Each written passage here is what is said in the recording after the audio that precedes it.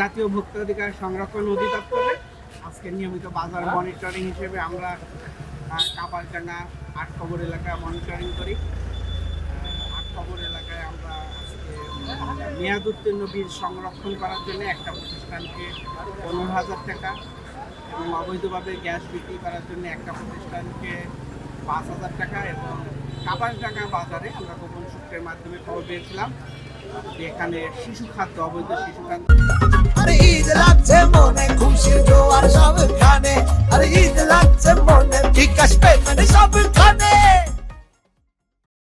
আমরা এখানে একটা প্রতিষ্ঠান হারুন স্টোরকে আমরা 50,000 টাকা জরিমানা করেছি। এখানে কিছু আইস ললিপপ জাতীয় জিনিস যেগুলো হলো যে কোনো উৎপাদন তারিখ, মেয়াদ উত্তীর্ণের তারিখ এবং তৈরি প্রতিষ্ঠান ওই গতানুগতিক ঢাকা বাংলাদেশ, এছাড়া কোনো তথ্য বিএসটিআই অনুমোদিত বা প্যাকেট জাতের যেসব নিয়মাবলী কোনো কিছু না থাকায় আমরা 50,000 টাকা জরিমানা করি এবং আমাদের সাথে এখানে বাজার কমিটির সভাপতি মহোদয় এবং সেক্রেটারি মহোদয় ওনারা আমার সাথে উপস্থিত ছিল। জেলা পুলিশের একটা টিম ছিল আমাদের সাথে।